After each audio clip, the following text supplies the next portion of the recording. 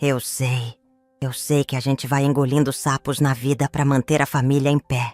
Vai engolindo, engolindo, até o dia em que sente que não tem mais onde guardar. E quando transborda, ninguém entende. Dizem que você tá exagerando, que tá sensível, dramática. Mas não viram as pequenas migalhas que você foi recolhendo no caminho. Me chamo Dalvina. Tenho 72 anos. E essa história começa num sábado qualquer. Ou talvez não tão qualquer assim. Era aniversário da minha neta, a Isadora. E estávamos todos na casa da minha filha. Uma casa grande, bonita, dessas que parecem de revista. Piso frio brilhando, móveis com design caro. Uma sala com pé direito alto onde a voz ecoava como se até o teto estivesse julgando o que você dizia. Eu morava ali temporariamente, desde que torci o tornozelo subindo a escada do meu sobrado antigo. Minha filha insistiu que eu fosse para a casa dela enquanto me recuperava. No começo achei gentil. Depois entendi. Era mais sobre controle do que cuidado. A mesa do almoço estava posta com perfeição. Talheres de prata, guardanapos dobrados com argola dourada, velas aromáticas que deixavam o arroz com cheiro de lavanda. Todos sentados, brindando com vinho chileno que eu nem sou fã, mas bebi para não parecer ingrata. Minha filha, vamos chamá-la de Renata, estava deslumbrante. Sempre foi assim, desde adolescente. A mais bonita, a mais elogiada, a que falava alto, e todos escutavam. Eu, do meu canto, sempre fui o ombro, a escada, o porto. Durante o almoço, ela comentou que a Isadora, com apenas 16 anos, queria fazer intercâmbio na Europa por um ano inteiro. Uma decisão dessas, tão grande, tão cara, tão cheia de camadas. E ainda assim, tratada como algo simples. Todos sorrindo, animados, batendo palmas pela ousadia da menina. Foi aí que eu falei. Só uma frase. Uma pergunta boba, quase sussurrada. Será que não é melhor esperar mais um pouco, filha? Um ano faz tanta diferença na cabeça de uma adolescente. O que veio em resposta foi um raio que me partiu no meio. Renata largou o talher com força no prato. Nem disfarçou. Mãe, disse com aquele tom entre impaciência e deboche. A gente não precisa da sua opinião, tá? Silêncio. Um silêncio que não era de respeito. Era de desconforto. O genro continuou cortando a carne como se nada tivesse acontecido. A Isadora abaixou os olhos e fingiu ver algo interessante no celular. E eu fiquei ali, com um sorriso congelado no rosto, segurando a taça como se ela fosse me dar apoio. Respirei fundo. Dei uma risadinha forçada. Disse qualquer coisa sobre o vinho estar forte. E continuei comendo. Mas dentro de mim, um copo estilhaçou. Um copo que já tinha trincado antes. Só que dessa vez, ninguém varreu os cacos.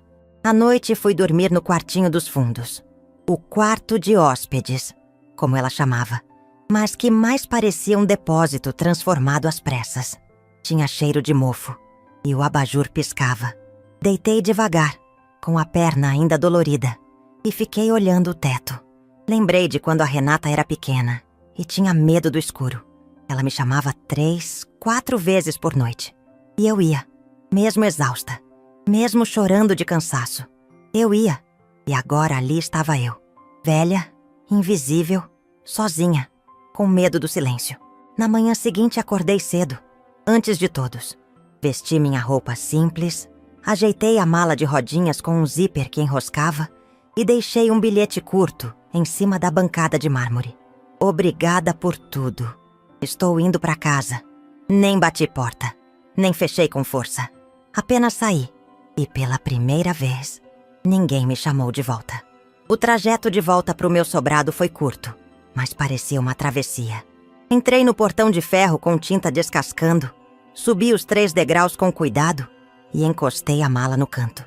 A casa estava do jeito que deixei, silenciosa, com cheiro de livro velho e lavanda de verdade, a que eu mesma plantei. Sentei na poltrona perto da janela, aquela que range quando a gente deita, e fiquei ali, apenas fiquei. Um café ralo na mão, uma lágrima teimosa no rosto e um pensamento que latejava. Em que momento eu deixei de existir como pessoa para virar só uma mãe funcional? Revirei as gavetas. Peguei uma caixa onde guardava documentos antigos.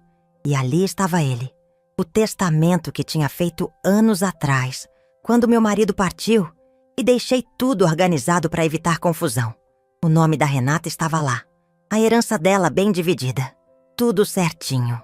Foi então que tomei a decisão que mudaria tudo. Peguei o telefone e liguei para o Dr. Elias, meu advogado de confiança há mais de 2 décadas. Ele atendeu com a mesma voz pausada de sempre. Dona Dalvina, quanto tempo? Tudo bem? Eu respirei fundo e respondi com uma firmeza que nem eu sabia que tinha. Elias, preciso alterar meu testamento. Ele ficou em silêncio por 2 segundos. Claro. Algum motivo em especial? Não, apenas maturidade e um pouco de lucidez. Marcamos para a semana seguinte. E ali, naquela poltrona, com o sol da manhã batendo no meu rosto e a dor ainda latejando na perna, eu senti que algo dentro de mim começava, enfim, a acordar. Essa história, veja bem, não é sobre dinheiro, nem sobre vingança. É sobre ser ouvida depois de décadas, sendo só o pano de fundo da vida de alguém. Aquela frase, a gente não precisa da sua opinião, me mostrou que eu não era mais mãe. Eu era uma sombra, um peso, um eco inconveniente.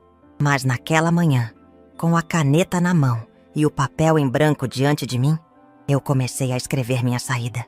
Não uma fuga, mas uma libertação. Porque às vezes, minha filha, o silêncio de uma mãe é a última coisa que você deveria subestimar. Às vezes, a gente não percebe o quanto está se apagando, até que sobra só o vulto. E o mais curioso é que não dói de uma vez. Dói em prestações. Dói no gesto que não é notado, na palavra que não é ouvida, no carinho que não é retribuído. É como se a gente virasse mobília. Está ali, serve a todos, mas ninguém pergunta como está. Depois daquele almoço, depois da frase, depois da mala puxando no asfalto, eu comecei a lembrar. E lembrar é perigoso. Porque a memória, quando acorda ferida, arrasta junto tudo o que ficou escondido sob o tapete da rotina. A primeira coisa que me veio foi o dia em que a Renata nasceu. Era uma madrugada chuvosa, e eu ainda nem tinha completado 21 anos. O pai dela, seu Genilson, estava trabalhando numa obra fora da cidade, e eu fui sozinha pro hospital, com uma bolsa plástica nas mãos e o medo latejando no peito. Lembro da enfermeira dizendo que era uma menina. Lembro do primeiro choro.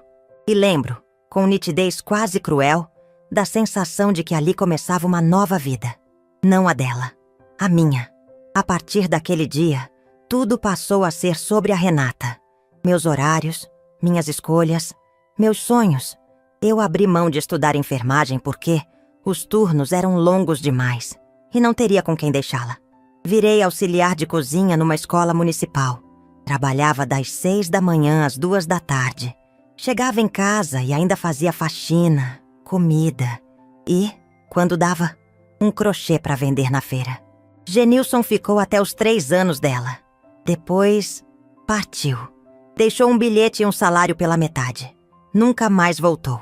A pensão vinha capenga, mas nunca deixei faltar comida na mesa. Nem abraço. Renata cresceu em um mundo pequeno, mas cheio de amor. Fazia festinhas no quintal com bexigas murchas e bolo simples, mas tudo era feito por mim, com um tipo de alegria que só quem já varreu o chão chorando conhece. Comprei a primeira bicicleta dela em 12 vezes. Dormi várias noites no chão para ela poder ter a cama boa quando ficou com bronquite. E mesmo assim, desde pequena, ela tinha uma postura distante. Sempre foi orgulhosa, prática, dona de si. Eu a admirava, mas também temia. Tinha medo de que ela crescesse sem entender o valor do afeto. Lembro de um episódio quando ela tinha uns 14 anos. Tínhamos brigado porque ela queria ir a uma festa. E eu não tinha dinheiro para comprar a roupa que ela queria. Ela passou 3 dias sem me dirigir a palavra. Eu, culpada, vendi meu único anel de formatura do antigo curso técnico. E comprei o vestido. Quando entreguei, ela sorriu. Mas nunca perguntou de onde veio o dinheiro. Nunca perguntou se eu estava bem. Quando ela passou no vestibular, chorei de orgulho. Era a primeira da família a entrar numa faculdade. Fui com ela comprar os livros usados. Ajudei na mudança para a República Estudantil. E quando ela precisou de ajuda com o aluguel, lá estava eu, cortando a própria feira para mandar R$ 50 a mais. Ela se formou, virou administradora, casou-se com um rapaz educado, o Tiago, que sempre me tratou com polidez, mas nunca com intimidade. E aí veio a Isadora, minha neta. Uma bênção, uma luz, um novo recomeço. Só que junto com a maternidade da Renata, veio também uma espécie de distância mais cruel. Ela parecia se esforçar para não repetir os erros que achava que cometi. E nesse esforço me colocava como exemplo do que não se deve ser. Lembro de um Natal, uns 10 anos atrás. Fui até a casa deles com uma cesta cheia de doces feitos por mim. Bolachinhas de gengibre, pão de mel, cocada. Tudo com aquele carinho que só as mãos enrugadas sabem dar. Quando entreguei, ela sorriu e disse: "Ai, mãe, a gente tá evitando açúcar aqui, sabe? Mas obrigada." Colocou a cesta em cima da geladeira. Eu fui embora com um gosto amargo na boca que nem toda cocada do mundo apagaria. Anos depois, ela e o Tiago decidiram comprar um apartamento maior. E claro, faltava dinheiro. Venderam o carro, apertaram os cintos. E foi nesse momento que eu tomei uma decisão que, por muito tempo, achei ser prova de amor. Vendi o meu apartamento antigo. Aquele mesmo que comprei suando com décadas de esforço. Um lugar pequeno, mas que tinha meu cheiro, minha história, minhas panelas amassadas e paredes descascadas. Vendi para dar entrada no novo lar deles. Fiz isso sem hesitar, porque achei que família é isso. Soma de sacrifícios. E aí fui morar de aluguel. Um sobrado simples, úmido, com canos barulhentos e piso irregular. E mesmo assim, nunca ouvi um "Mãe, tem certeza?" Ou "Vamos dividir depois?" Nada. Só o silêncio da conveniência. Durante as primeiras semanas naquela casa nova, eu ajudava com tudo. Levava Isadora na escola, fazia o almoço, dobrava roupa. Mas com o tempo, fui me tornando uma figurante. Alguém que está ali, mas não faz parte da trama. A neta ainda vinha me abraçar. Fazia desenhos para mim. Mas era visível o quanto ela era ensinada a me tratar com uma certa formalidade. Como se eu fosse uma funcionária carinhosa. E não a avó. Lembro de um aniversário da Isadora. Eu tinha feito um bolo lindo, com cobertura colorida e tudo. Mas no meio da festa, chegaram os bolos encomendados da confeitaria fina da cidade. Ninguém nem tocou no meu. Eu olhei aquele bolo intacto, colocado num canto da mesa, e pensei: é assim que me vem. Um enfeite desnecessário, um esforço descartável. E no meio de todas essas lembranças, havia também os silêncios. Os domingos em que eu ligava e ninguém atendia. Os dias das mães em que recebia apenas uma mensagem genérica. As vezes em que adoeceu e não fui informada. E até aquela cirurgia da vesícula que descobri semanas depois, porque não era nada sério, mãe. Pra que te preocupar? Eu não queria mais ser dramática. Não queria ser a mãe que cobra, que pesa, que exige. Mas também não queria continuar sendo a que doa sem ser vista. Voltei tantas vezes pra casa com o rosto ardendo de palavras engolidas. E em todas elas, me olhava no espelho e dizia: "Você ainda tem valor, Dalvina." Como um mantra desesperado. Como quem tenta manter a última chama acesa. Foi nesse turbilhão de lembranças que entendi. Aquela frase: "A gente não precisa da sua opinião." Não nasceu do nada. Ela era o resumo de uma história que eu me recusei a enxergar por completo. Ela cresceu sem saber pedir desculpa. Sem saber reconhecer. Talvez porque eu nunca ensinei. Talvez porque ensinei demais. No fundo, minha maior falha foi amar, sem exigir nada. Sem ensinar limite. Sem dizer: eu também sou alguém. E agora, aqui sozinha, nesse sobrado alugado que fede a desinfetante e esperança, Eu percebo que a minha história de invisibilidade não começou naquela mesa de jantar. Começou quando aceitei ser cenário para que os outros brilhassem. Mas isso acabou. Eu ainda não sabia exatamente o que faria. Só sabia que precisava recuperar a única coisa que ainda era minha voz. E talvez deixar registrada a única herança que vale de verdade: o direito de não mais ser ignorada. Não foi de um dia para o outro. A decisão não veio como um raio que rasga o céu. Ela veio como um gotejar persistente no telhado da alma. Gota por gota, lembrança por lembrança, até que a vontade de continuar agradando se esgotou. E o que sobrou foi só eu. Naquela segunda-feira nublada, depois de 3 noites mal dormidas, decidi ligar para o Dr. Elias. Ele conhecia minha vida de trás para frente. Foi quem cuidou da papelada do inventário do Genilson. Quem registrou a escritura do meu antigo apartamento. Quem me aconselhou quando pensei em abrir um pequeno café na garagem. Sonho que nunca saiu do caderno. Era um homem calmo, de voz grave e pausada, com um tipo de paciência que parecia vir de outro tempo. Atendeu no segundo toque. Dalvina! Que surpresa boa! Como vai a perna? Já vai melhorando, Elias. Mas não foi por isso que liguei. Diga. Respirei fundo. A palavra parecia grande demais para sair de uma vez só. Quero mudar meu testamento. Silêncio do outro lado. Era o silêncio de quem escuta além da frase. Entendo. Quer marcar um horário aqui no escritório? Quero. E quero que venha pessoalmente, se possível. Quero olhar nos seus olhos enquanto assino. Marcamos para a quarta-feira. E nesse intervalo de 2 dias, comecei a reorganizar as gavetas, como quem arruma a casa antes de receber uma visita importante. Não era por ele, era por mim. Pela primeira vez em muito tempo, eu estava tomando uma decisão que dizia respeito apenas a mim. Não era conselho, não era favor, era escolha. Na quarta, o sol saiu depois de dias escondido.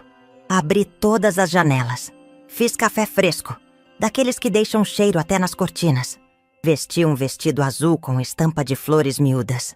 Era simples, mas me fazia sentir viva. Elias chegou às 10 da manhã, como prometido. Trazia uma pasta de couro e uma expressão respeitosa. Sentou-se à mesa da cozinha, como nos velhos tempos. Tem certeza do que vai fazer, Dalvina? Tenho. Não é vingança. É realinhamento. E para quem pretende deixar os bens? Para minha neta, Isadora. Mas com uma cláusula. Só poderá acessar quando completar 30 anos. Antes disso, quero que ela aprenda o valor da espera. Quero que ela cresça sem repetir o erro da mãe. Ele assentiu, silencioso. E a Renata? Ele perguntou com delicadeza. Vai sair do testamento. Sem alarde. Sem bilhete. Só um ponto final. Ela teve mais de 30 anos para me enxergar. Agora é minha vez de ver a mim mesma. Elias escreveu. As palavras ganhavam corpo no papel. Eu observava com as mãos apoiadas na mesa, como se aquele ato fosse uma cirurgia invisível, removendo partes doídas, costurando novas margens. Quando ele terminou, leu em voz alta. Eu ouvi cada sílaba como quem ouve o próprio nome ser libertado de uma jaula.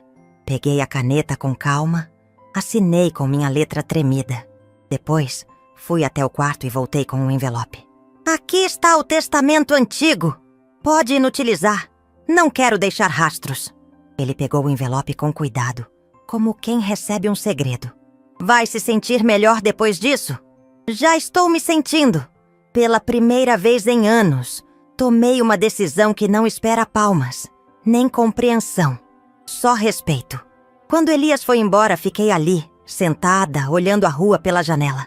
Os carros passavam apressados, a vida corria lá fora. Mas dentro de mim, tudo estava mais devagar, mais limpo. Naquela tarde, comecei a mexer nas plantas do quintal. Arranquei ervas daninhas, replanejei o jardim. Era simbólico, eu sei, mas também era necessário. Cada raiz retirada era como uma mágoa sendo desenterrada. Depois, fui até o mercado. Comprei farinha, fermento, açúcar mascavo e chocolate. Voltei com as sacolas pesadas, mas com o coração leve. Decidi que faria bolos para vender. Pequenos, caseiros, com receitas minhas, daquelas que aquecem a alma. Fiz os primeiros 6 bolos naquela noite. 1 de laranja, 2 de cenoura com cobertura de chocolate, 1 de coco e 2 de fubá com erva doce. Coloquei em embalagem simples, com uma fitinha e um bilhete escrito à mão. Bolo da Dona Dalvina, feito com memória. No dia seguinte, levei até a secretaria da escola pública do bairro. A diretora me conhecia de tempos antigos e permitiu que eu deixasse uma cestinha na portaria. Em menos de 2 horas, venderam tudo. Voltei para casa com 84. Não era muito, mas me senti milionária. Era dinheiro meu, não dado, nem pedido. Era fruto da minha mão, do meu tempo, da minha história. Com o passar das semanas fui ganhando clientela. Crianças deixavam bilhetinhos dizendo que o bolo da vovó Dalvina era o melhor do mundo. Algumas mães pediam encomendas para o fim de semana. Eu, aos 72, renascia com cheiro de forno e sabor de infância. Às tardes comecei a escrever. Pegava folhas de caderno e redigia cartas que nunca seriam enviadas. Cartas para mim mesma, pro meu eu de 30 anos atrás. Dizia coisas como: você não errou por amar demais, errou por não se amar também. Ou, nem tudo que você deu foi desperdiçado, mas agora... Chega! Escrever me curava. Era como costurar um tecido rasgado com palavras doces. Certa noite, enquanto embalava um bolo de milho com goiabada, olhei para o relógio antigo na parede. O ponteiro parecia mais lento.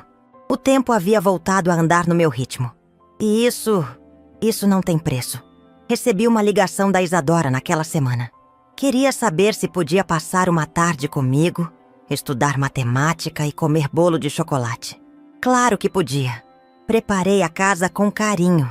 Quando ela chegou, estava com o cabelo preso num coque bagunçado e olhos cansados de adolescente. Conversamos pouco. Ela estudou enquanto eu bordava um pano de prato. De vez em quando trocávamos olhares. E era como se o tempo nos reconectasse em silêncio. Na hora de ir embora, ela me abraçou. Um abraço de verdade, daqueles que duram 1 segundo a mais. Vó, obrigada por hoje. Volte quando quiser, meu bem. Ela sorriu, mas não mencionou nada sobre a discussão com a mãe. Nem precisava. Eu sabia. Sentia que aos poucos, uma semente diferente nascia ali. Quanto a Renata, não ligou. Não mandou mensagem. Talvez nem soubesse que eu havia ido embora. Talvez soubesse e fingisse que não sabia. Mas nada disso importava mais. Eu não precisava mais ser amada por ela para me sentir viva. O amor que me sustentava agora era outro. Era o amor pela minha própria história.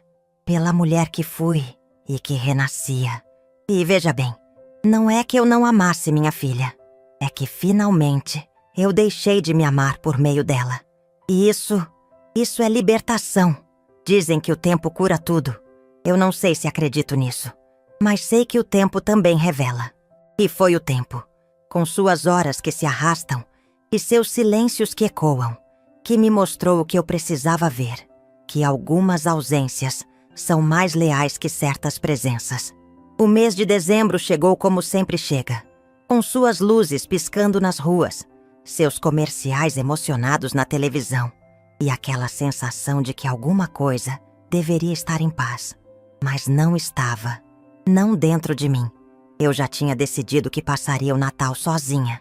Havia comprado uma pequena árvore artificial de segunda mão, decorado com laços feitos de retalhos e separado um panetone de frutas que estava em promoção no mercado. Meus bolos seguiram vendendo bem e até recebi 2 encomendas grandes para uma ceia comunitária de um grupo de professoras da escola.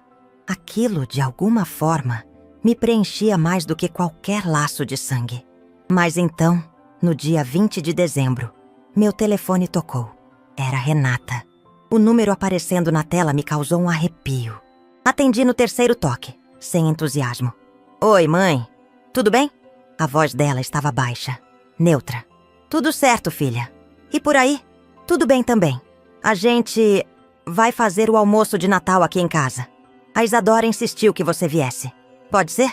Eu fiquei em silêncio por alguns segundos. Aquilo não era um convite. Era uma concessão. Um gesto frio, arrastado por um pedido alheio. Claro, estarei lá. Tá bom então.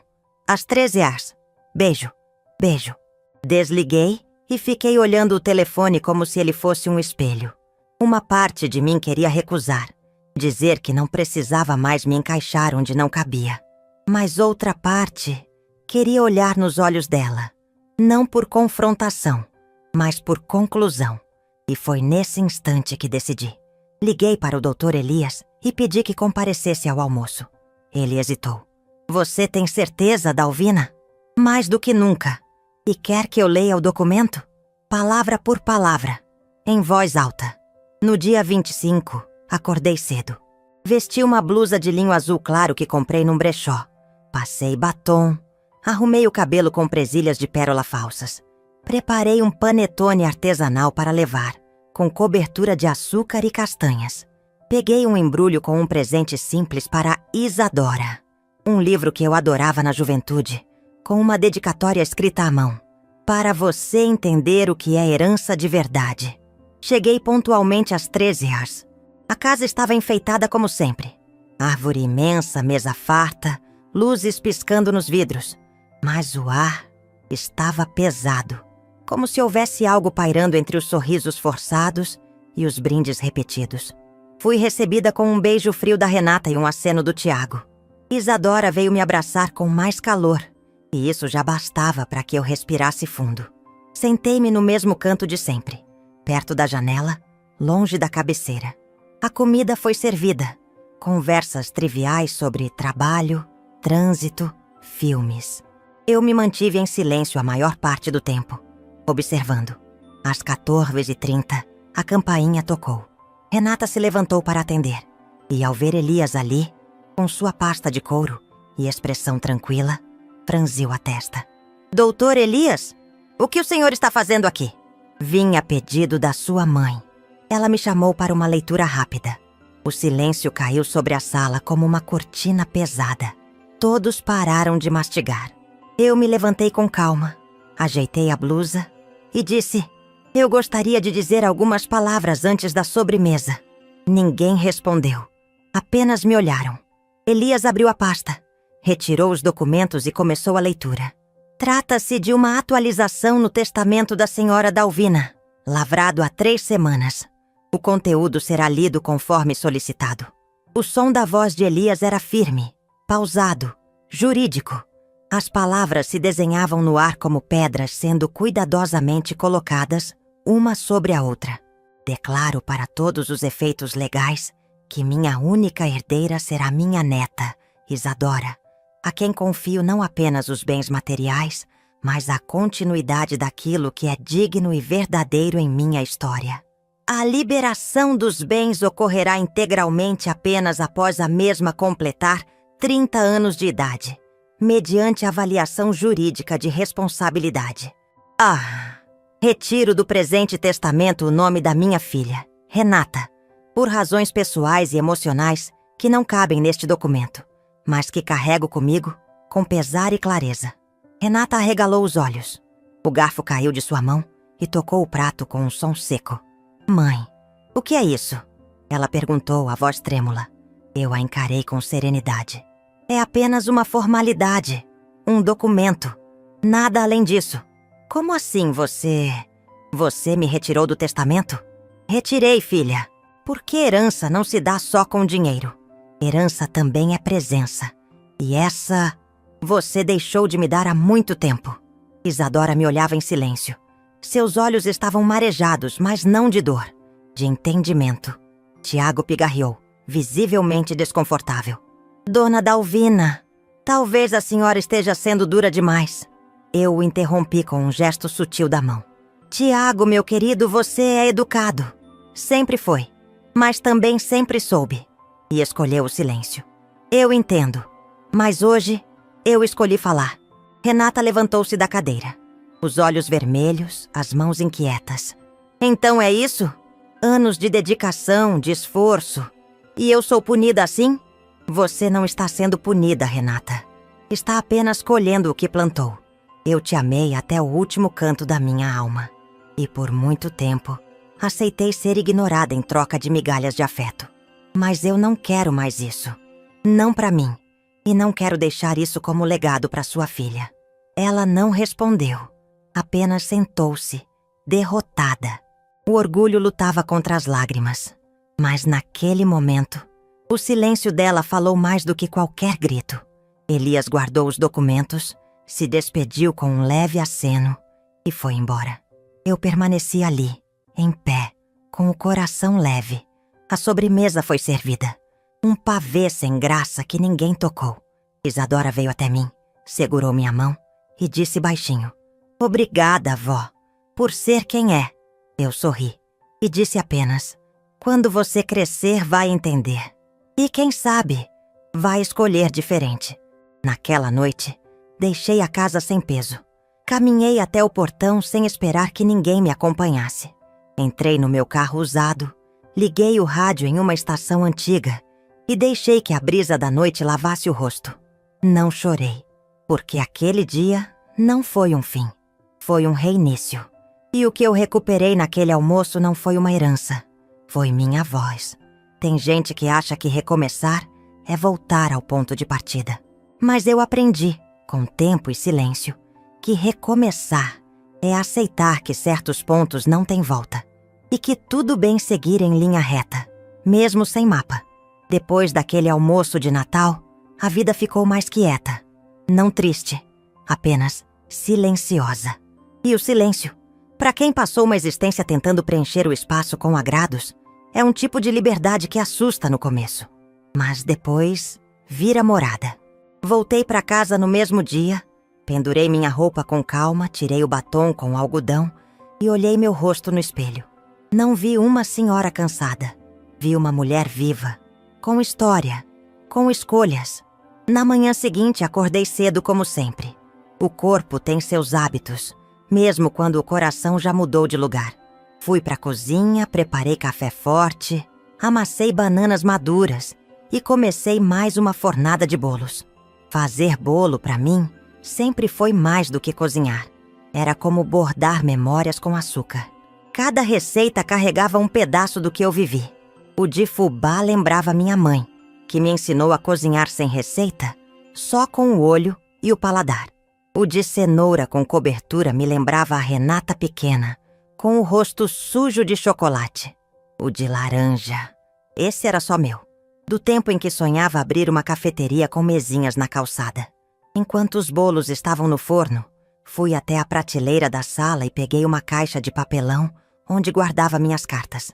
Não eram cartas enviadas nem recebidas. Eram minhas conversas comigo mesma, escritas durante tardes solitárias, em folhas de caderno recicladas, com caneta azul e letra caprichada. Abri uma delas, datada de 2 meses antes. "Querida Dalvina, se hoje você está triste, não se culpe. Você não é fraca. Está apenas cansada de ser forte por tanto tempo sem plateia. Chore, mas depois se levante. Faça seu bolo. Regue suas plantas. Escreva mais uma carta. Isso já é resistência." Li aquilo com um sorriso. Dobrei de novo e guardei. Depois, sentei a máquina de costura antiga que herdei da minha avó. Peguei um pano de prato branco, costurei uma barra florida e bordei uma frase com linha vermelha. Quem me ensinou a ser invisível, me ensinou sem querer a me ver. Comecei a vender esses panos junto com os bolos. E, curiosamente, eles passaram a fazer sucesso. As professoras da escola passaram a encomendar não só os bolos, mas também os bordados. Diziam que cada frase parecia um afago. Uma delas me disse: "Dona Dalvina, a senhora não tem ideia do quanto essas palavras tocam a gente." E eu respondi: "Talvez porque eu as escrevi quando mais precisava ser tocada." Com o dinheiro que comecei a juntar, reformei o banheiro do sobrado. Depois troquei o filtro da caixa d'água, comprei uma chaleira nova e, por fim, encomendei uma placa de madeira com uma frase pintada à mão. "Aqui mora quem decidiu ficar com quem sempre esteve. Ela mesma." Preguei essa placa na porta da frente. Não porque alguém viria ler, mas porque eu merecia chegar em casa e lembrar disso todos os dias. Isadora começou a me visitar com mais frequência. Sempre sozinha. Chegava sem avisar, com um caderno na mão e vontade de conversar. Em uma dessas visitas me perguntou: Vó, por que a senhora tirou a mamãe do testamento? Respirei fundo. Não menti.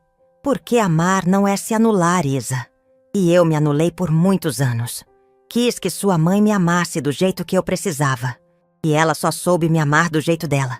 Ou talvez nem soube. Mas eu cansei de implorar por algo que deveria vir sem pedido. Ela pensou um pouco. Depois respondeu: Eu acho que entendi. E eu completei: Não é sobre castigar. É sobre não deixar que o silêncio dos outros vire a nossa identidade. Ela assentiu. Naquela tarde, me ajudou a enrolar bolos no plástico filme. Organizou os panos bordados e me abraçou antes de ir. Vó, posso ficar com um desses panos para mim? Claro! Escolha o que quiser. Ela escolheu um azul, que dizia: Não sou amargura. Sou limite. Sorri por dentro. Ela estava entendendo. No fim daquele mês, recebi uma ligação da Associação de Mulheres do bairro. Me convidaram para dar uma pequena oficina de bordado e escrita para senhoras acima de 60 anos. Fui. Levei minha máquina antiga, meus panos, minhas frases, minhas dores costuradas. Naquela sala cheia de cabelos brancos e olhos marcados pelo tempo, senti que não era só eu. Havia tantas Dalvinas ali. Mulheres que deram tudo, que abriram mão de si, que se calaram para manter a paz e que agora buscavam reencontrar a própria voz. Uma delas disse: Eu me aposentei e percebi que nunca soube quem eu era sem meus filhos. Outra completou: Eu nunca escolhi minha comida preferida. Sempre comia o que sobrava. Choramos, rimos, bordamos juntas. E eu saí dali com a certeza de que a herança mais urgente é a de si mesma. Na volta para casa, o céu estava alaranjado. O vento brincava com os galhos da amendoeira da esquina. E eu, ali, de chinelos gastos e alma inteira, pensei: foi preciso perder o papel de mãe perfeita para reencontrar a mulher que sempre esteve aqui. A vida, depois que a gente se encontra, deixa de ser espera, passa a ser presença. E foi isso que eu descobri aos 72 anos. Não em terapias longas, nem em cartas emocionadas da minha filha, porque essas nunca vieram, mas no simples cheiro de bolo assando, no som de uma máquina de costura vibrando de novo e no calor silencioso de se pertencer. A Renata nunca me ligou depois daquele almoço. Nenhuma mensagem, nenhuma explicação. E eu não cobrei. Pela primeira vez, não esperei. Porque a pior solidão não é estar só. É viver esperando de quem não tem mais para dar. Em vez disso, segui, com passos firmes, mesmo que lentos. Fiz pequenas mudanças na casa. Pintei a parede da sala de um amarelo claro. Comprei um ventilador novo. Mudei os móveis de lugar. Não porque precisava, mas porque merecia. Mereço olhar em volta e ver coisas que fui eu quem escolheu. Na cozinha, pendurei uma moldura com 3 frases que bordei nos últimos meses. Elas me resumem melhor do que qualquer biografia. 1. Eu não fui esquecida. Fui descoberta tarde demais. 2. Amar sem se perder é a mais bonita das rebeldias. 3. Se um dia não me chamarem, eu irei assim mesmo, em mim. Essas palavras são meu espelho. E foi também nesse tempo de reencontro que conheci Dona Ruth, uma senhora de 78 anos, viúva, que veio comprar panos de prato para doar em uma ação social da igreja. Começamos a conversar ali mesmo, na calçada. Descobrimos que morávamos perto. Uma semana depois, ela apareceu com um bolo de mandioca e uma garrafa de chá. Virou hábito. Toda quinta-feira, ela passava aqui. A gente trocava receitas, memórias e silêncios confortáveis. Não havia competição de histórias, nem cobrança, só presença. E esse tipo de companhia é ouro depois dos 70. Certa tarde, enquanto ela costurava comigo na varanda, me perguntou: e se sua filha bater na sua porta um dia? Pensei, sorri. Eu ofereço café e bolo, mas não ofereço mais o que me custou perder a mim mesma. Ela assentiu, apertando minha mão com carinho. Ruth era como uma janela aberta depois de muito tempo de ar viciado. E aos poucos, ela foi me lembrando que há vida para além das dores que vieram da família. Minha neta, Isadora, continuou vindo, agora mais confiante. Chegava, me abraçava e dizia: Vó, tenho tanta coisa para contar. E contava. Falava sobre a escola, os dilemas com as amigas, os sonhos de viajar, de estudar jornalismo. Eu ouvia tudo, rindo e chorando por dentro. Ela era viva, era intensa. Era tudo o que eu desejei para mim mesma quando tinha sua idade. E achava que cuidar dos outros era o mesmo que se realizar. Num desses encontros, ela trouxe um envelope. Vó, fiz um trabalho da escola sobre mulheres que me inspiram. A senhora tá aqui. Abri. Era um texto escrito à mão, com letra firme. No fim, uma frase que me arrepiou. Minha avó me ensinou que dignidade é o maior tipo de herança e que amar não significa se calar. Chorei, sem vergonha, sem contenção. Porque era isso. Era exatamente isso. Eu não tinha vencido um embate. Tinha plantado uma nova semente. Os meses passaram e numa manhã de março, recebi um envelope timbrado do cartório. Era a confirmação final do registro do testamento. Guardei na gaveta de documentos, mas antes escrevi à mão, na primeira página. Este papel não fala sobre o que deixei para trás. Fala sobre o que escolhi preservar. E sabe o que escolhi preservar? Minha voz, meu espaço, minha paz. Naquela mesma semana fui convidada a participar de um programa de rádio comunitária para falar sobre envelhecer com autonomia. Nunca imaginei que um dia falaria num microfone. Mas fui. Levei uma cestinha de bolos, meus panos bordados e minhas frases. Falei com a voz trêmula no começo, mas depois soltei. Contei minha história sem floreios, sem nomes, só verdades. Às vezes a gente é apagada aos poucos, pelas pessoas que mais deviam nos iluminar. Mas existe um dia em que a gente acorda. E quando isso acontece, não tem mais volta. Porque o amor próprio não desama. Foi aplaudido. Recebi cartas, convites, abraços. Mas o mais bonito foi no dia seguinte, quando uma senhora me parou na rua e disse: Dona Dalvina, ontem fui dormir mais forte por sua causa. Sorri, porque ali estava a minha nova missão. Não provar que eu valia, mas ajudar outras a lembrarem que elas sempre valeram. No aniversário de 73 anos, fiz uma pequena reunião no quintal. Convidei Ruth, as senhoras da oficina, a professora da escola e, claro, minha neta. Renata não foi convidada. E não porque eu não a perdoei, mas porque percebi que nem todo laço precisa ser reatado para que a gente fique em paz. Alguns vínculos só servem para ensinar até onde a gente pode ir, sem se perder. Na festa, ganhei um quadro feito à mão pela Isadora com a frase: A mulher que me ensinou a nunca implorar por espaço. Coloquei na parede da sala, ao lado do meu bordado preferido.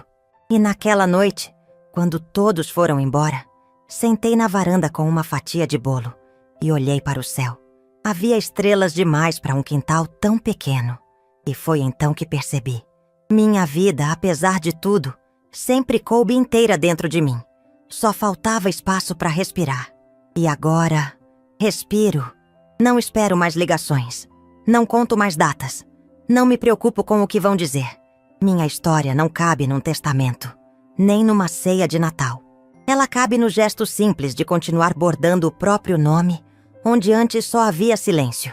E se alguém, um dia, me perguntar o que deixei para os outros, vou dizer: deixei minha ausência, onde antes havia presença forçada. Deixei panos de prato com frases que valem mais que ouro. E deixei, sobretudo, o exemplo de que é possível recomeçar. Aos 72, se essa história tocou seu coração, deixe seu like, se inscreva no canal e comente aqui embaixo. Sua mensagem pode iluminar o dia de alguém.